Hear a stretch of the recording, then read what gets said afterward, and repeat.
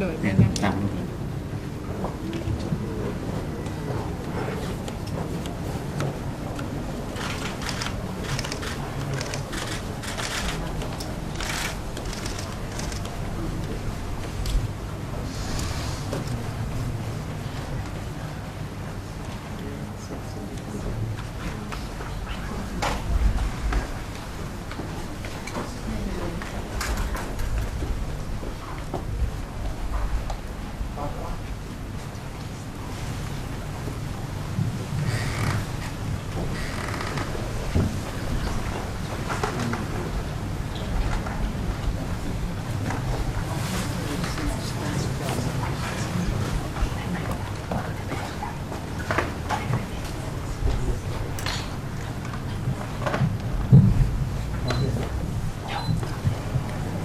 ขณะนี้การในเวลา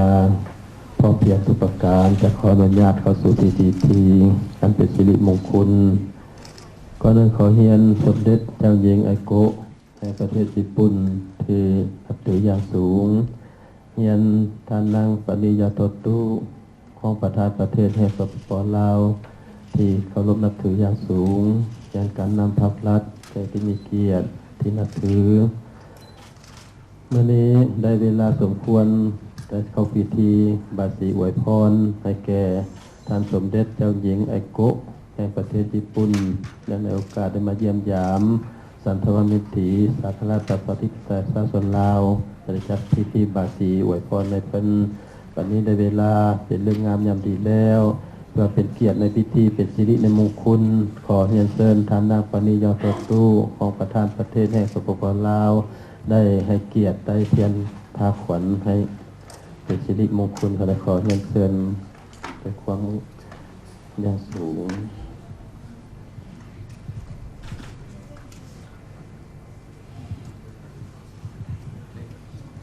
ทุกท่านประนมมือไว้วางเอิญ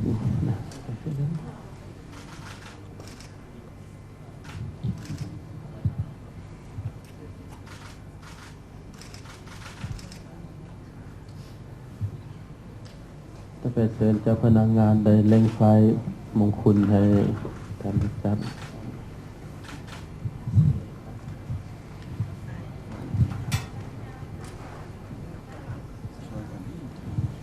ไม่ชอบแบบนั้น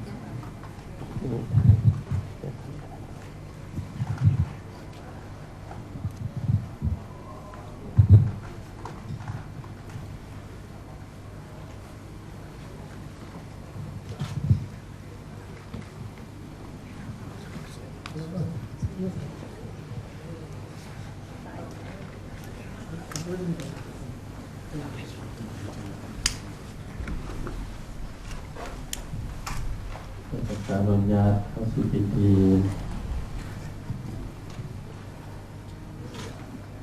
สาธุนะโมตัสสะภะคะวะโตอะระหะโตสัมมาสัมพุทธัสสะนะโมตัสสะภะคะวะโตอะระหะโตสัมมาสัมพุทธัสสะนะโมตัสสะ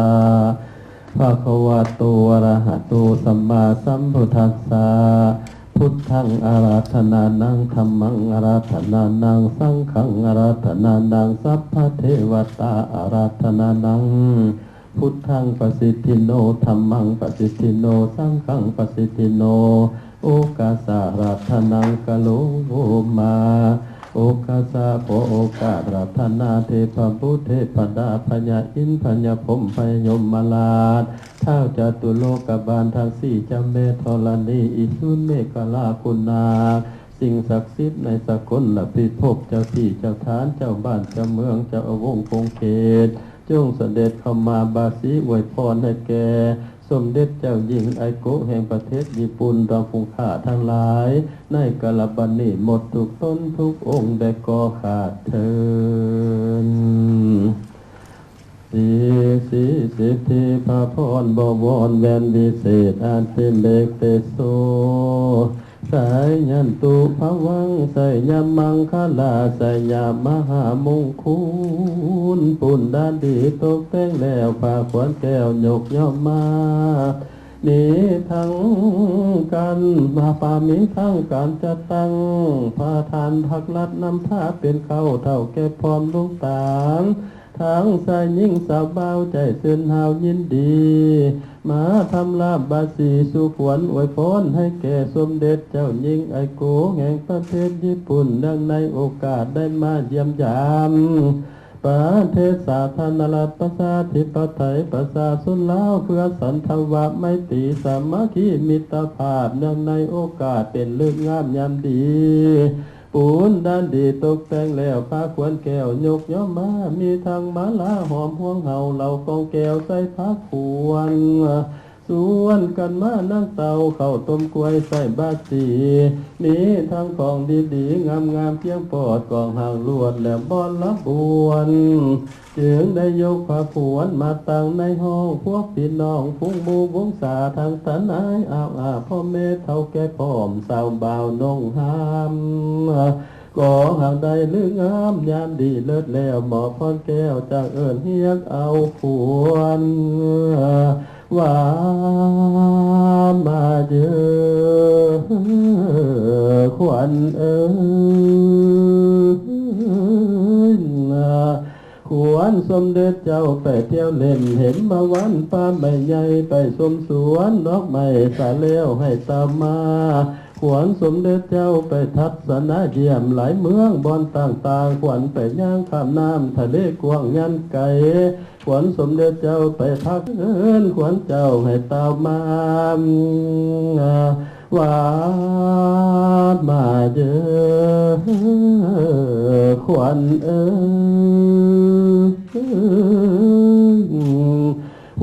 หัวของให้มาอยู่หัวอย่าวางขวนข้างมาอยู่ข้างอย่าเศร้าขวัญเต้าน้อยเลยหัวใจทางขวัญไหนเลยขวัญนอกขวัญคลองเลยขวัญกลางขวนเอวบางกลมกิ้วขวัญทองหิวเฮาโน้มขวัญผมงามสะอาดขวัญปากซานจันละจ๋าก็มาสาเมื่อนิยามเนม30 ขวนก็ให้แลนมาเฮา90 ขวนก็ให้แลนมาหูว่ามาเจอขวัญ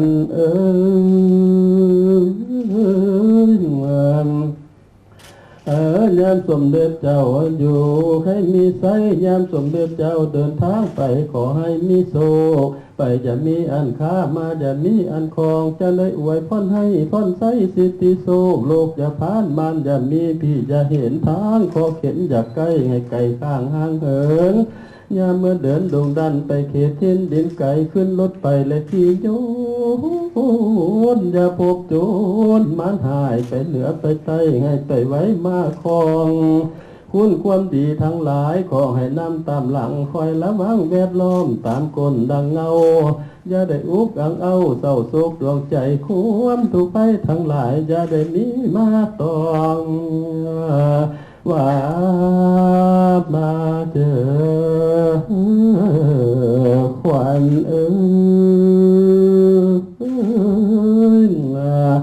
ขวนสมเด็จเจ้ามาถึงแล้วขอให้หายพ้ยไผ่และอุบาทพญาตองในเนื้อให้ห้างเสียอายุนั้นขอให้ยืนยามันห้อยเศร้าขัวภวัตสาวันนาสีสดใสดังพระจันทร์เพ่งแจ้งสุขนันสุขทางกายใจพร้อมทั้งสองเสมอดัง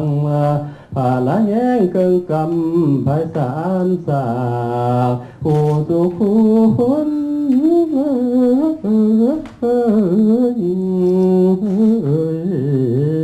นันทร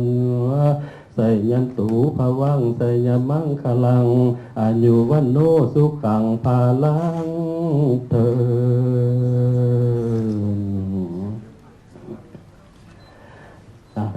ดขวัญสมเด็จเจ้าฟ้ามาถึงห้องสถานท่องที่อยู่ควายรุ่นลำใดเงินคำเกี่ยวสุขประกาศจนมันหายศัตรูอย่าบังเบียดทุกเกียรติจังให้ขอให้นิเวศดีไกให้อยู่มีใจไปมีโซ่ไปจะข้ามมายาคล้องกายสดใสใจสดชื่นปฏิบัติราชกิจในลาบลื่นสดชื่นสมหวังทุกประการที่คายุโกโหตุมันยืนทอง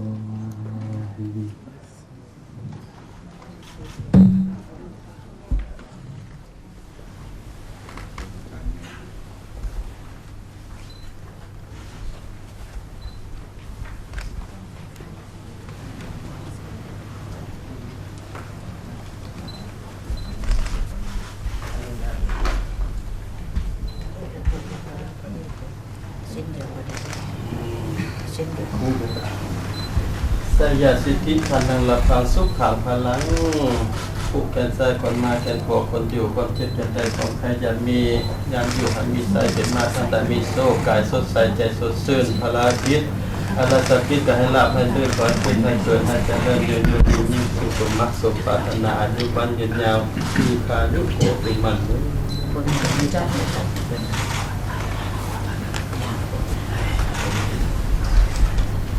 สยาสิทธิพันธ์นังรับฟังสุขขังพลังผู้แก่นใจคนมาแก่นพวกคนอยู่ความเจ็บใจใจของใครจะมีขอให้ท่านได้ดีมีอย่างสู้พยาคามาจะต้องสนะขับแพ้ขับสักตุมุมมันปัจจมิตรที่ถึงประการใดไปสำเร็จตามปรารถนาอายุมันวิญญาณตราบเท่าเทราคาธิกายุโกตุมัน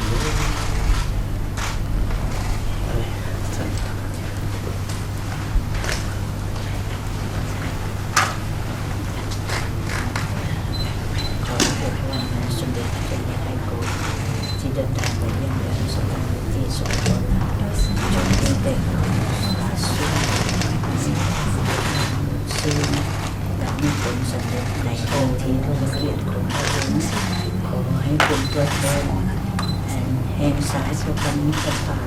อันดีงามระหว่างประชาชนชนชาติลาวและทุกคน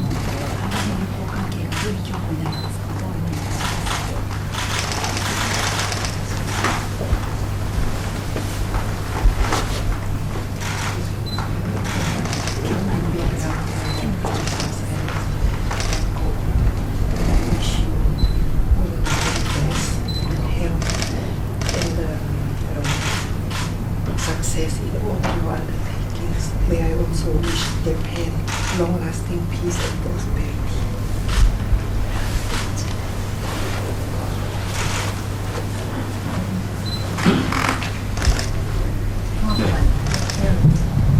สำหรับพิธีบาสีสุกวดและผูกแขนให้สมเด็จเจ้าหญิงกับสมเด็จเจ้าสิริกิติ์ประธานมพิธีในทางการคณะพิธีการให้ดำเนินการต่อไปขอบใจสมเด็จพระบาทไม่ได้องค์หญิงเจ้าหญิงเพิ่นจะขอปลดทะเบียนเพิ่นว่าจะแม่นบ่สิปลดทะเบียนก่อนนะปลดทะเบียนก่อนปลดทะเบียนได้แล้วหลังจากนั้นก็ยังไปนั่นเนี่ยก็ให้เงินไปของนอกเพิ่นว่าถ้ายังเป็นคณะเป็นทะเบียนบ่เขาสิปลดแต่ประกันพุทธศาสนาการพุทธศาสนา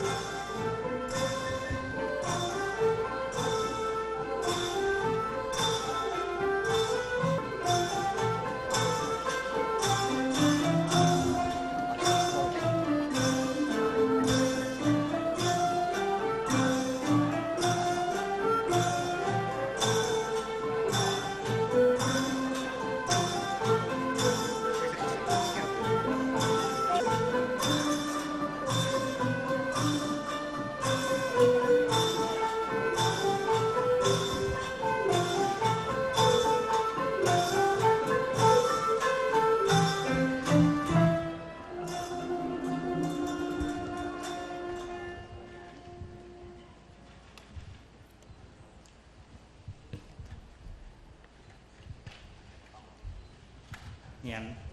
ธนาคารนางปณียาทอตู้รองประธานประเทศแห่งสปป.ลาวที่นับถืออย่างสูงเฮียนสมเด็จเจ้าหญิงไอโกะแห่งญี่ปุ่นที่นับถืออย่างสูงบรรดาท่านแขกที่มีเกียรติที่นับถืออย่างสูงในตอนค่ำมื้อนี้ธนาคารนาง敬意を表しますラオス人民民主共和国副主席バーニー・ヤトトゥ閣下日本国愛子内親の殿下ご参加の皆様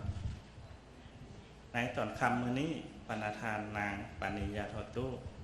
รองประธานประเทศได้เป็นเจ้าภาพจัดงานเลี้ยงเป็นเกียรติ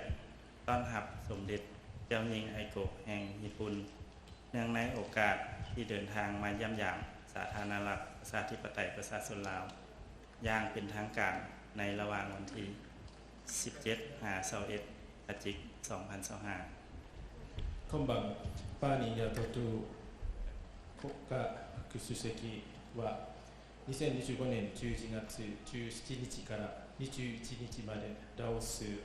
を公式訪問の中、日本の愛子内親王殿下を記念すべく晩餐会を開催する運びとなりました。ต่อไปนี้ขอเรียน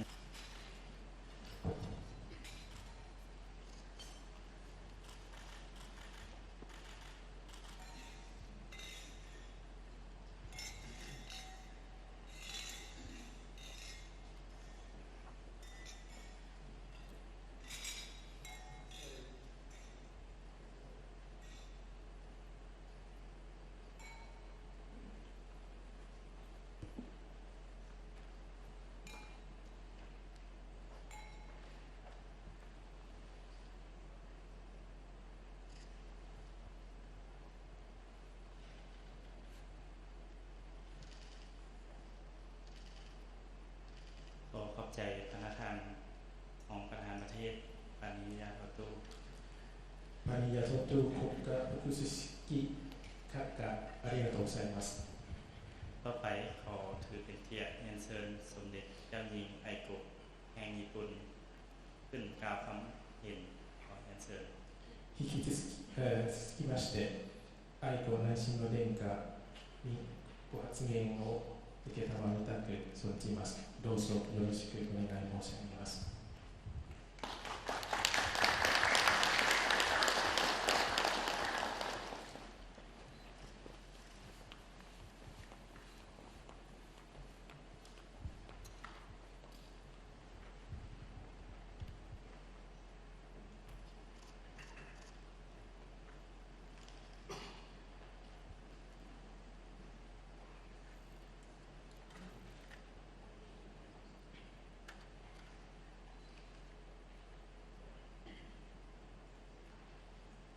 ハーニー国家副主席閣下、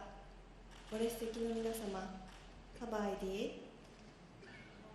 นาธานนางปานิยาโตทูตพงศ์ต่างประเทศแห่งสปป.ลาวที่นับถือขอเขียนบรรดาทานทางนี้ในทางซ้ายสบายดีこの度は温かいおもてなしをいただき、その上、このように盛大な晩餐会を催していただいたことを心より御礼申し上げます。日本とラオスの外交関係樹立70周年を記念する年に、私にとって初めてとなる国際親善のための外国訪問として、ラオスを訪れることができましたことを大変嬉しく思います。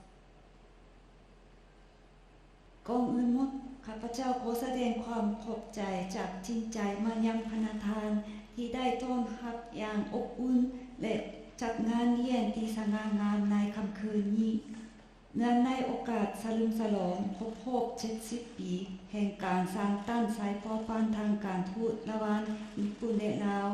ข้าพเจ้ารู้สึกเป็นเกียรติอย่างยิ่งที่ได้โอกาสเยี่ยมยามประเทศลาวตั้งเป็นการเยี่ยมยามสันตวไมตรีสากลอย่างเป็นทางการขั้นทำอิฐสำหรับข้าพเจ้าเอง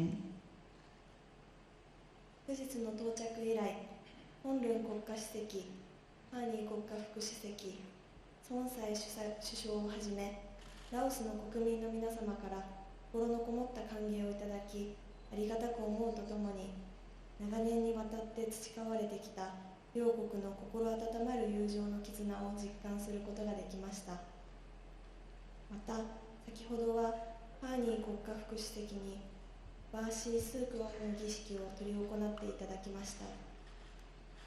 今、私の手首に巻かれている白い糸には、変わらぬ友情や助け合いの心、旅の安全など、さまざまな祈りが込められていると伺います。人生の節目などに、お互いの幸せを記念するために行われ、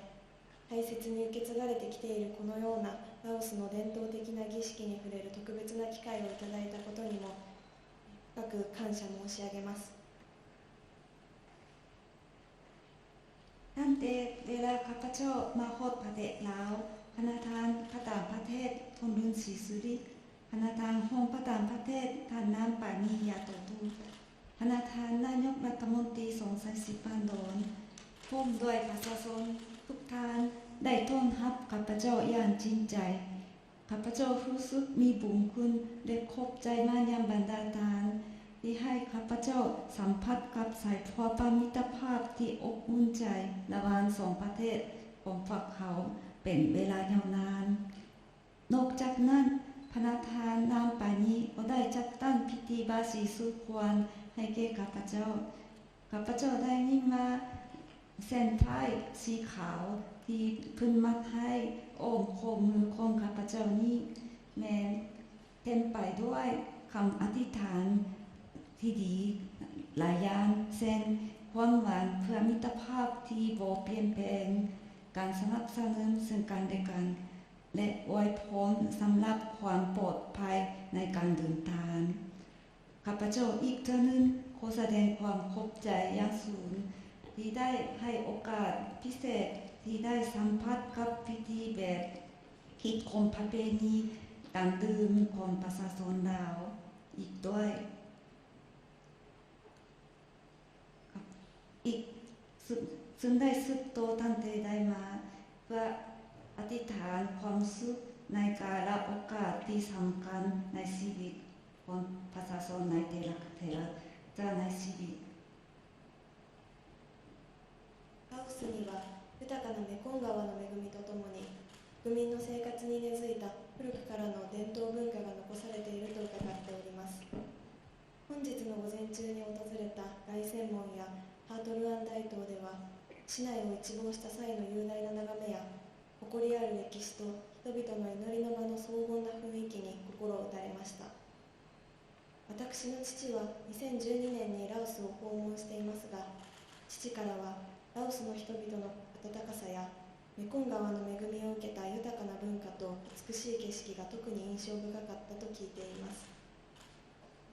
また今回の滞在中、父も訪れたルアンパバーンを訪問できることも楽しみにしております。世界遺産にも指定された緑豊かな街並みを歩き、歴史的な地を巡り、地域の人々の暮らしにも理解を深めることができればと思います。他にも無形文化遺産であるナーガ文様の伝統織物などさまざまなものに触れながら、美しい自然や伝統との調和の中に生きるラオスの人々の生活や文化を肌で感じることができれば嬉しく思います。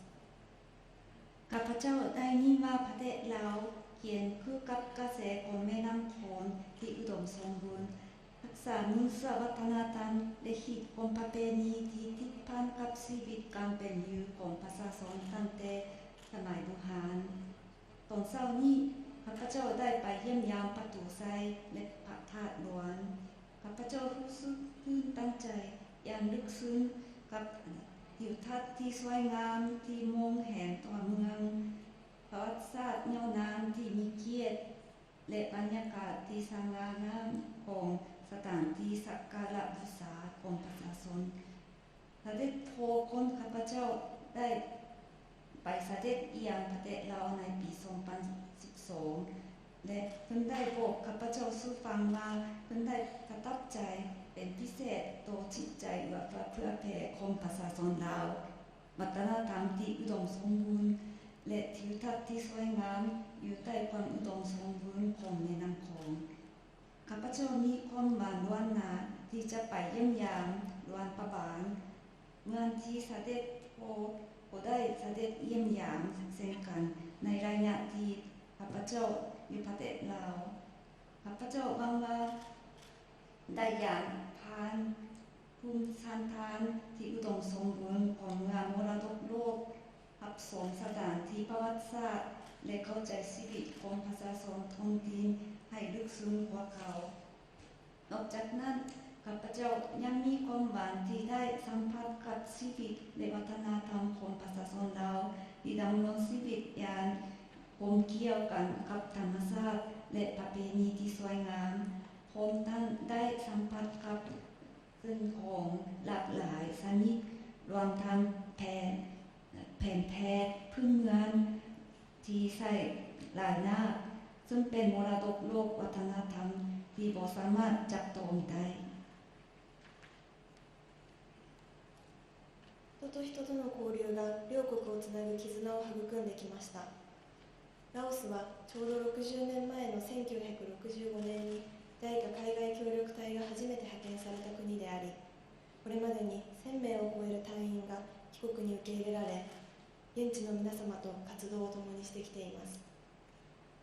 また、これまでに日本に留学されたことのあるラオスの方々が、その後、ラオスの社会で活躍されていることを伺い、心強く感じております。そしてラオスの若い世代を中心に日本の文化に親しみ、日本語や武道を学んでいる方が増えていることも非常に嬉しく思います。今回の訪問では JICA 海外協力隊員をはじめとする日本の人々が活動する教育、文化、医療施設も訪れることを予定しており、日本文化を学ばれているラオスの方々や日本の次の世代を担う皆さんと交流できることも楽しみの一つです。今日までのラオスにおける法制度や基礎インフラの整備、不発弾の処理といった日本による支援が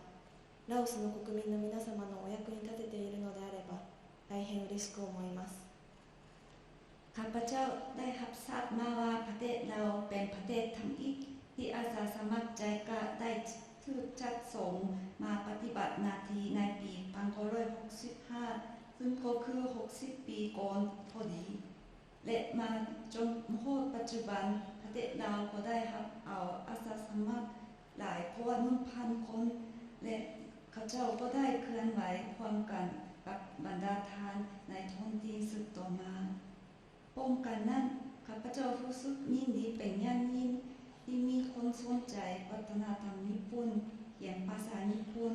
และกีฬาบูโดพื้นเมืองญี่ปุ่นหลายขึ้นโดยเฉพาะในหมู่วัยหนุ่มลาวในการมาเยี่ยมยามครั้งนี้ข้าพเจ้ามีแผนจะไปเยี่ยมชมสถานีทางการศึกษาทางวัฒนธรรมและทางการแพทย์ที่คนญี่ปุ่นเป็นต้นแม่นอาสาสมัคร JICA เครื่องไหวเฮ็ดเวียกอยู่และข้าพเจ้าก็ตั้งหน้าลงคอยที่จะได้แลกเปลี่ยนกับบรรดาคนลาวที่เขียนเกี่ยวกับวัฒนธรรมญี่ปุ่นและบรรดาทานที่เป็นผู้แบกหาบอนาคตของญี่ปุ่นในรุ่นต่อไปข้าพเจ้ารู้สึกยินดีที่สุดถ้าหากว่าการช่วยเหลือจากญี่ปุ่นมาจนโทษปัจจุบันเช่นการปรับปรุงระบบกฎหมายคนรามพื้นฐานและการเก็บกู้ระเบิดโบราณแตกในประเทศลาวจะเป็นประโยชน์ต่อกับบรรดาประชาชนลาวทุกท่าน同時に日本の人々が2011年の東日本大震災などの大きな試練に直面した際、ラオス政府や国民の皆様から温かいお見舞いをいただき、惜しみない支援の手を差し伸べていただいたことも心よりありがたく忘れることはできません。東日本大震災の当時、私はまだ小学生でしたが、ラオスの方々からの心温まる支援について後に知り、両国の人々の結びつきが一層深まった出来事として心を動かされるとともに長く記憶に留めていきたいと思っております。พร้อมเดียวกันนั้นข้าพเจ้าขอแสดงความขอบใจเป็นอย่างยิ่งมายังรัฐบาลและประชาชนลาวที่ได้แสดงความเห็นอกเห็นใจอย่างอบอ้อมอารีและยืมมือเข้ามาให้การช่วยเหลืออย่างสุดกำลังให้ในตอนที่ประชาชนญี่ปุ่นต้องประสบบทโศกอันใหญ่หลวงเช่นภัยพิบัติแผ่นดินไหวขนาดใหญ่ที่ภาคตะวันออกของญี่ปุ่นในปี 2011 พวกข้าพเจ้าจะบ่มีวันลืมการช่วยเหลือในครั้งนี้ไปได้ถึงว่าในตอนนั้นข้าพเจ้าจะยังเป็นนักเรียนประถมอยู่แต่หลังจากได้รับทราบ ในภายหลังเกี่ยวกับการช่วยเหลืออันเอื้อเฟื้อประเภทของประชาชนลาวข้าพเจ้ารู้สึกตื่นตันใจว่านั่นแม่นเหตุการณ์หนึ่งที่เฮ็ดให้สายพัวพันระหว่างประชาชนทั้งสองชาติแน่นแฟ้นยิ่งขึ้นกว่าเก่าและจะระลึกไว้ในความทรงจำของข้าพเจ้าตลอดไปこのように長年にわたり日本とラオスの友好関係と協力の歴史が築かれてきたことを喜ばしく思います。そして日本の文化などに関心を持ち、日本に留学されている学生の皆さんをはじめ、日本で暮らすラオスの方々の滞在が楽しく安心できるものとなり、さまざまな交流を通じて両国の友情がさらに紡がれていくことを願っております。ข้าพเจ้ารู้สึกว่าเป็นสิ่งที่น่ายินดีหลายที่สายพัวพันมิตรภาพและประวัติศาสตร์แห่งการความมือระหว่างญี่ปุ่นและลาวได้ก่อตัวขึ้นมาอย่างยาวนานในลักษณะดังกล่าวพร้อมเดียวกันข้าพเจ้าขอให้บรรดานักศึกษาลาวที่กำลังศึกษาอยู่ที่ญี่ปุ่นน่าจะสนใจเกี่ยวกับวัฒนธรรมของญี่ปุ่นเป็นต้นรวมทั้งประชาชนลาวที่อาศัยอยู่ญี่ปุ่นจะม่วนซื่นและมีความสุขสบายใจในการดำรงชีวิตและขอให้สายใยแห่งมิตรภาพของสองชาติเฮาได้รับการทักท้วงให้ยืนยาวยิ่งขึ้นผ่านการแลกเปลี่ยนที่หลากหลาย本日の日本とラオス両国の深い友好と幅広い協力関係は長年にわたる両国の先人たちによる努力の積み重ねの上にあることを忘れてはなりません。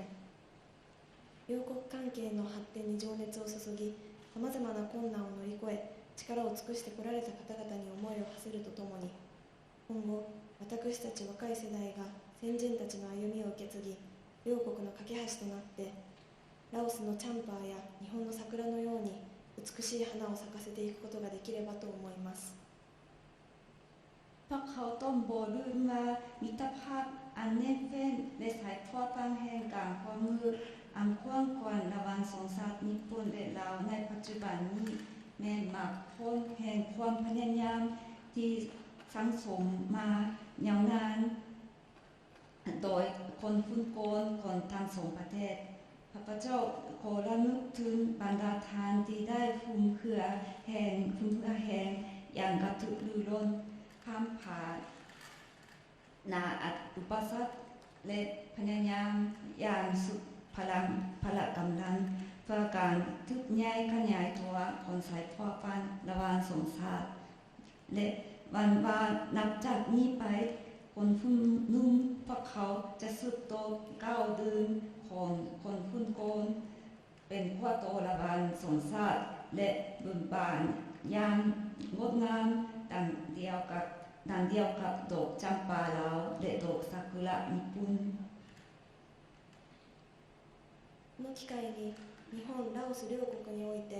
お互いの国への理解や関心がより一層高まり、果てしなく続く悠久のメコン川の流れのようにどこまでも発展していくよう願っています。ในวาระโอกาสนี้ข้าพเจ้าขอให้สองชาติญี่ปุ่นและลาวมีความสนใจและเข้าอกเข้าใจซึ่งกันและกันยิ่งขึ้นและตึกใหญ่ขยายตัวสืบต่อไปอย่างบ่หยุดยั้งดังกับกระแสของแม่น้ำโขงที่ไหลย้อนบ่รู้จักจบสิ้นตราบสวกาลนานขอบใจหลาย